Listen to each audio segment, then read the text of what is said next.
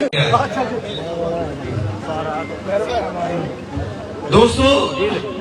आज का ये चुनाव कोई मामूली चुनाव नहीं। किसी को संविधान ही नहीं होगा तो लोकतंत्र भी नहीं होगा, और जब लोकतंत्र नहीं होगा फिर आपके वोट की कोई अहमियत नहीं होगी, और जब आपके वोट की अहमियत नहीं होगी तो फिर आपकी कोई अहमियत नहीं होगी।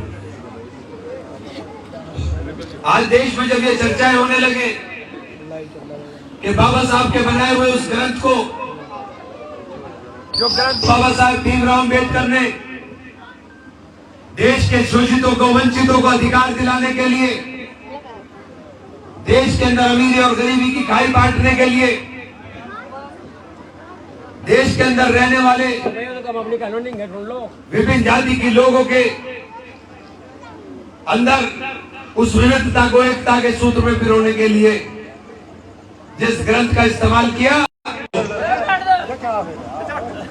आज ये सरकार बदलना चाहती है। और बदलना चाहती है इसलिए कि वो आपके अधिकारों का हनन करना चाहते हैं। संविदाओं की नौकरियां शुरू करा करके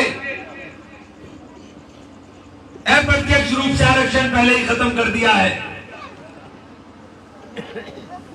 जो सरकारी नौकरियां जहां मिलती थी उन तमाम जगहों पर संविदा शुरू कराई। जब आपके अधिकारों पर कुठाराघात हो तो आपको समझ में क्यों नहीं आ रहा है?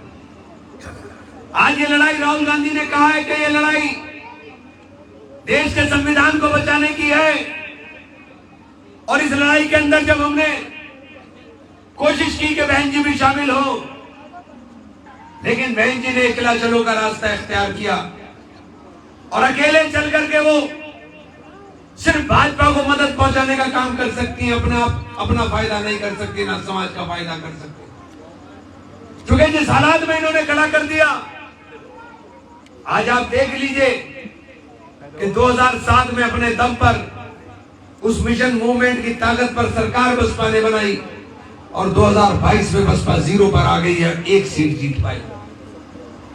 मैंने बहन जी से कहा था, मैंने बहन जी हम 80 सीटें लड़े, 80 की 80 हार जाए, उससे बेहतर है कम सीट लड़े और 30-35 जीत जाए। अगर इस स्थिति में होंगे तो हम बार्गेन करने की स्थिति में ज्यादा होंगे। बहन जी ने मुझे ही पार्टी से बाहर कर दिया। मैं तो मिशन मूवमेंट बचाने की बात कर रहा था, उन्होंने मुझे आशीर्वाद दिया। लेकिन आपसे कहना चाहता हूं दलित भाइयों, अगर संविधान नहीं होगा तो उसका सबसे पहला नुकसान हमें और आपको होगा। आइए संविधान के बचाने की लड़ाई के अंदर मिलकर के साथ चलें। अगर हम और आप मिलकर के साथ चलेंगे तो आज का जो माहौल है, नौजवान परेशान है, किसान परेशान है, व्यापारी परेशान है, हम इस व्यवस्था को परिवर्तित कर देंगे।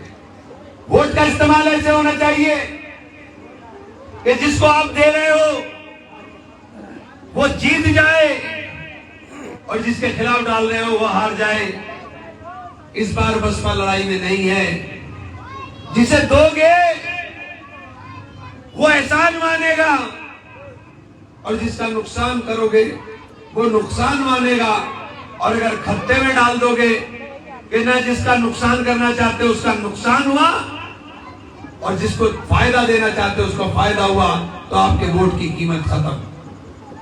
इसलिए कहना चाहता हूं, लड़ाई हमारी और भाजपा की सीधी है।